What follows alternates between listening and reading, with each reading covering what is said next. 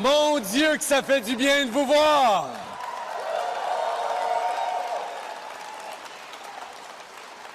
Merci Brenda, merci pour ton leadership, merci pour tout ton travail, mais merci à vous tous d'être ici. Quelle belle gang ce soir.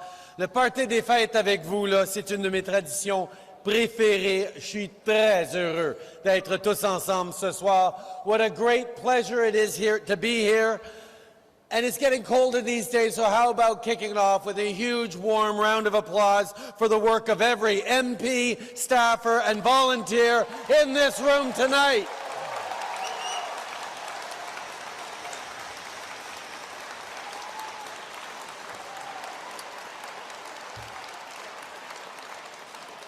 And while we're on applause, how about a massive round of applause for someone who gave her farewell speech in the House tonight, Carolyn Bennett.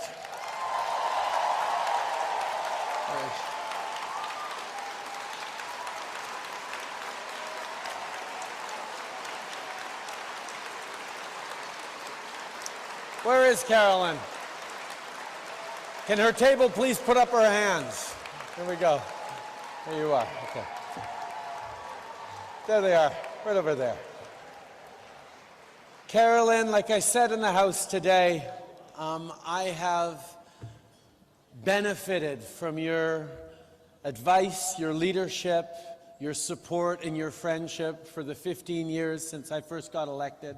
And I have to say something that we would all want to be able to say or have said of ourselves after we leave this place. Canada is a so much better place because you served for 26 years in the House of Commons. Merci, ma chère amie. We'd be here all night if I listed everything she's done. But my friends, it's because of all your work that we can continue to deliver for Canadians. Your work is more important than ever in this period where we're all experiencing a lot of change. Change in interest rates, change in the world order, change in the environment, change in the way we work, change in culture. All this change can be disorienting. But this is why the choices we make right now are so consequential. Because the world is going through change. And we need to make sure that this change benefits Canadians. Because in this pivotal moment, all politicians have to ask themselves, are we going to tackle the problems people are facing? Or are we going to exploit them? Are we going to solve the problems making Canadians more anxious? Or make people more anxious for our own advantage? Well, we, as Liberals, with hope and hard work, we need to take the challenges of change and make them opportunities for everyone.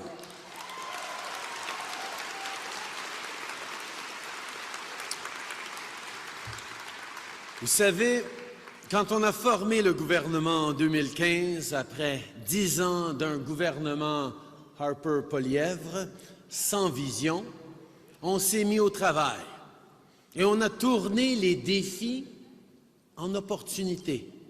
On s'est attaqué au changement climatique.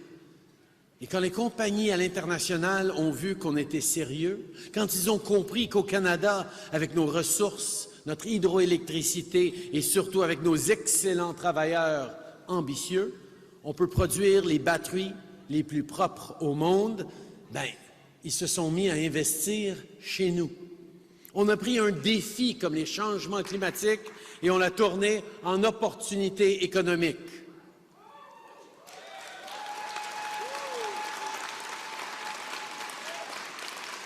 When we saw that moms had to choose between their kids and their careers because families didn't have access to affordable childcare, especially during the pandemic, and after 50 years of previous governments saying it just could never be done, our government created a Canada-wide $10 a day child care system.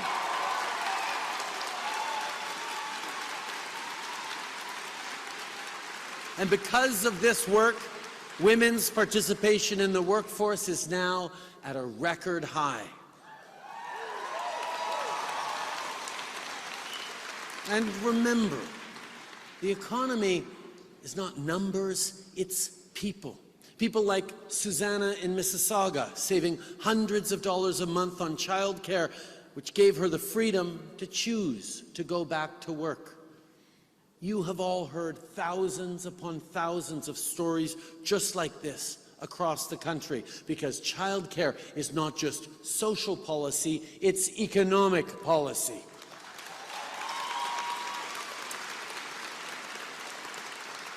Et donc, avant d'aller plus loin, je veux prendre un moment pour reconnaître le travail de Karina Gould avant qu'elle nous quitte pour son congé de maternité. Where are you, Karina? There she is. Karina, you helped negotiate $10 a day child care agreements with the provinces.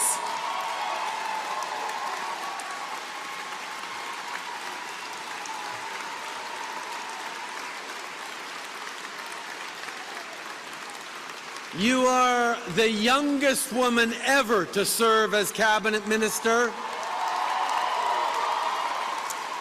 and the first minister ever to give birth while holding office. And while we're applauding, in a few weeks, you'll also become the second minister ever to give birth while in office.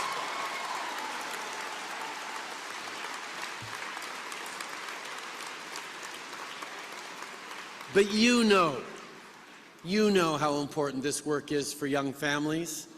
Your husband Alberto, your son Oliver, and your imminent daughter are all lucky to have you. And we're lucky to have you as a team and as a country. So let's give Karina and the whole team who works with her so hard every day in the House Leader's office a huge round of applause.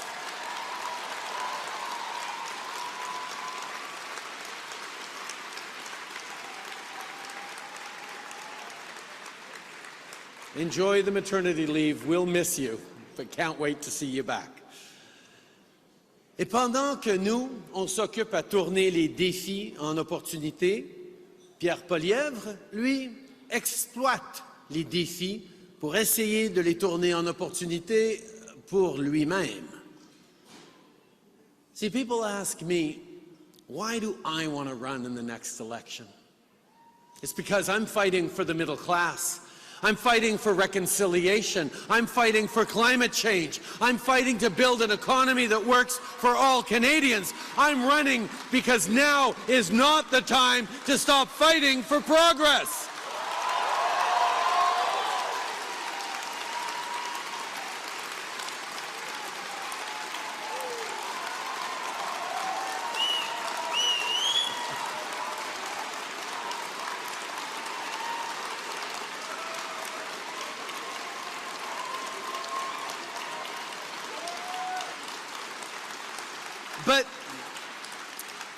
But the more interesting question to me is, why does Pierre Poilievre want this job? To import far-right populist politics to Canada? To call people's homes shacks and use homeless people as props? To ramp up bullying on 2SL LGBTQI+ kids as a wedge for politics? To cut the programs Canadians rely on, like dental care and child care? To be honest, I don't think he knows the answer to that question, and that's what makes him so reckless. Le monde traverse une période difficile maintenant, avec des imprévus comme la pandémie, les conflits, l'inflation mondiale. C'est comme si on avait frappé de la glace noire. Puis la solution de Pierre Poilievre, c'est quoi? C'est d'essayer de nous vendre un char sans pneus d'hiver. On a besoin de rester solide sur nos valeurs pour passer à travers ces moments de conséquences. And you know, if you want to be Prime Minister, you have to be able to answer tough questions. Families are worried about the cost of housing, and he sends a link to a 15-minute video riddled with inaccuracies. Canadians are worried about the rise of hatred and polarization, and he chomps on an apple. There's an accident near our border, and because he gets his news from Fox, he calls it terrorism. Poilievre calls his approach common sense. It's absolute nonsense.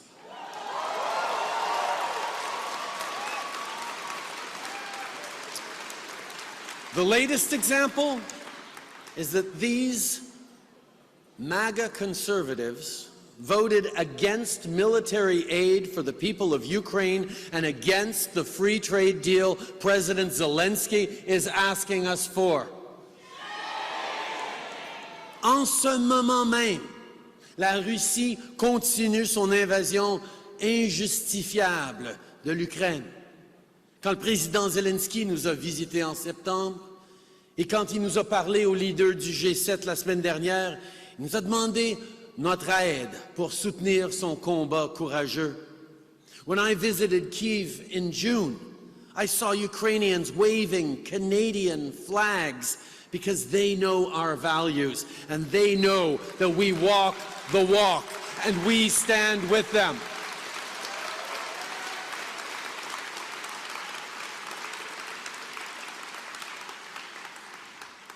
But now, the Conservative Party of Canada is throwing Ukraine under the Russian bus to score cheap political points with their MAGA base.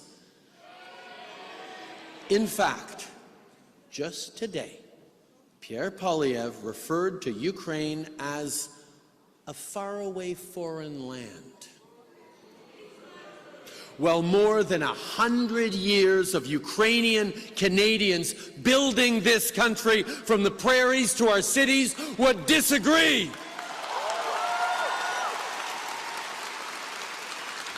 The Conservative Party might turn its back on Ukraine, but we'll be there with whatever it takes for as long as it takes.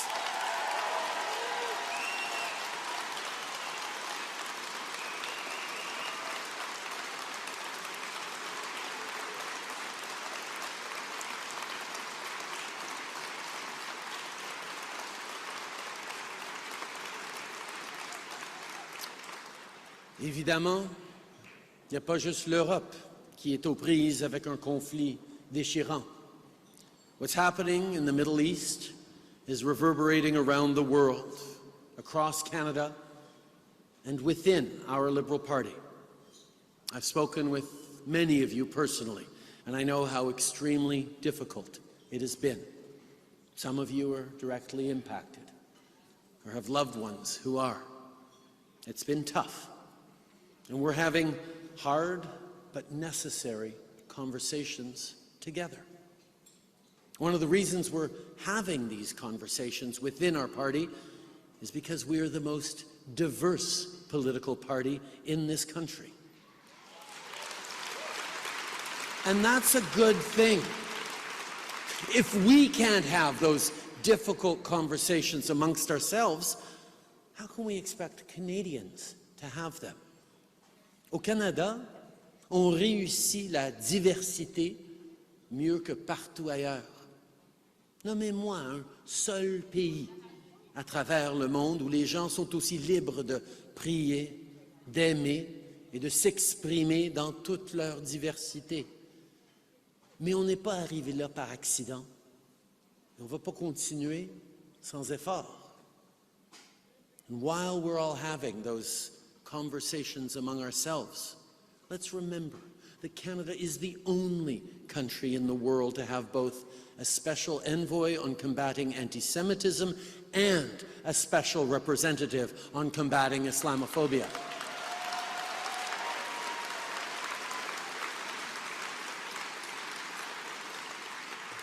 Deborah's work and Amira's work go hand in hand. Inclusion takes effort, and we need to keep working at it even when it's hard, especially when it's hard. Canada is a place where we celebrate our diversity. On est un pays de voisins, de collègues, d'amis, de familles qui vivent cette diversité à chaque jour. Canada is a place where an Inuk born in Nunavik is now Governor General.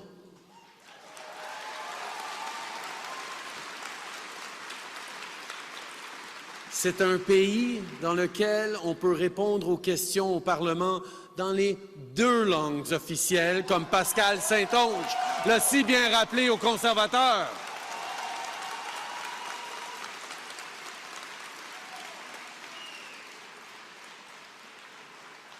Canada is a place where both Muslim and Jewish communities prepared food for people who had been evacuated during wildfires this summer. These are all Canadian stories, and now more than ever, let's remember who we are.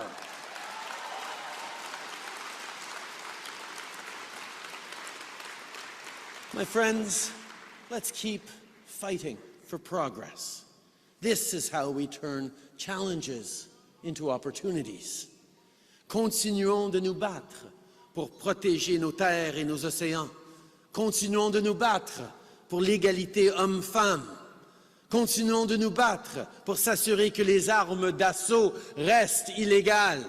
Continuons de nous battre pour devenir un leader de l'économie carboneutre de demain.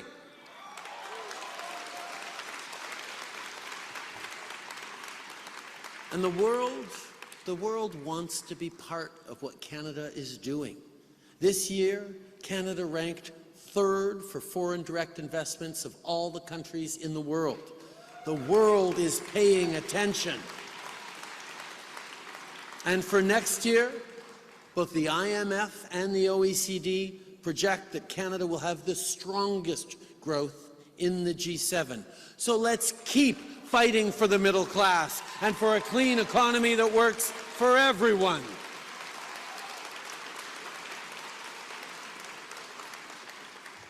There is now clean drinking water in 96% of First Nations communities, but let's keep fighting until we reach 100%.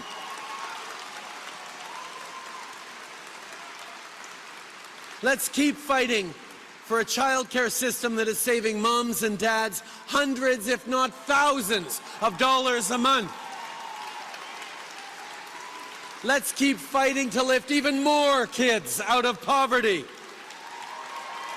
Let's keep fighting for a plan that will fast-track the construction of hundreds of thousands of additional homes across the country. Let's keep fighting to protect the freedom of people to love whom they love. And let's keep fighting to make sure that every future government of Canada is pro-choice, because women's rights are non-negotiable.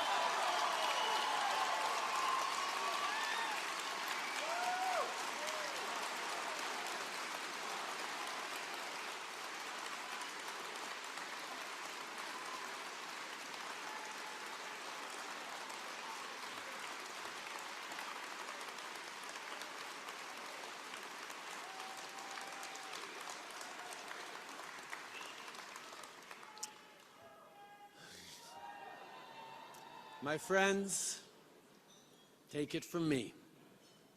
The more we fight, the more hits we take. No one comes out of a fight unbruised, not even the winners. Fighting is hard work, but it matters so much. That stunt, that useless, time-wasting, 30-hour stunt in Parliament last week proves once again that the Conservatives are just not in it for Canadians, they're in it for themselves. They actually voted to cut funding to build thousands of new homes. They voted against the funding for the Holocaust Museum in Montreal. They voted to cut funding for cybersecurity, for helping people with addictions, for supporting farmers. That 30-hour temper tantrum accomplished nothing. But were we surprised? No, because we're used to them doing nothing. Nothing for the middle class, nothing for families, nothing for Canadians. Mais vous, mes amis, au contraire, merci de toujours vous tenir debout pour défendre nos valeurs. C'est quand on travaille en équipe que tout est possible. Depuis les dernières élections, avec l'aide de nos bénévoles à travers le pays, on a élu 3 nouveaux députés libéraux avec plus de la moitié des votes.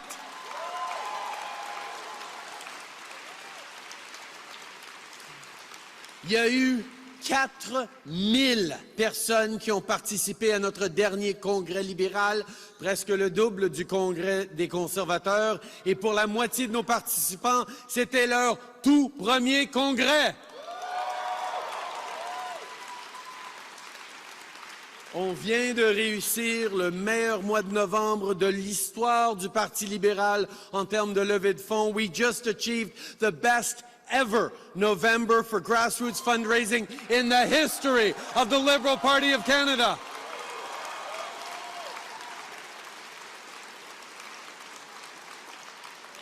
Et avec Soraya et Terry comme coprésidents de la campagne nationale, on est entre bonnes mains pour les prochaines élections, mais on a encore beaucoup de travail à faire. Continuons de faire des appels, de cogner aux portes, de partager notre message sur les réseaux sociaux. Our liberal movement needs you. Canada needs you. So keep listening to Canadians. Keep talking about our positive vision for the future. Continuez de parler de la classe moyenne et de tous ceux qui travaillent fort pour en faire partie. Continuez de parler de démocratie, de liberté, de justice. Keep talking about how we're not only meeting our climate targets, but we're on track to exceed our goals. Keep talking about growing the strong economy from the middle out and the bottom up, like what we're doing in St. Thomas, Bridgewater, Fort Saskatchewan, Maple Ridge, and right across the country.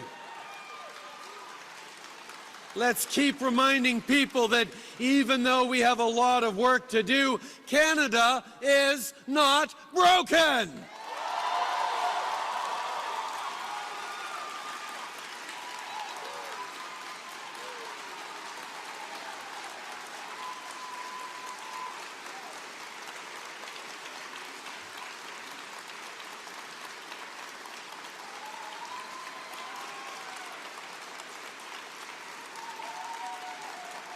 When times got tough throughout our history, when we've faced storms, we've never given up. We've rolled up our sleeves, redoubled our efforts, and turned challenges into opportunities. My friends, another year is ending, but the fight for progress continues. Canada is the very best country in the world. Let's keep working to make it even better. Merci, mes amis. Thank you so much. Joyeuses fêtes. Happy holidays.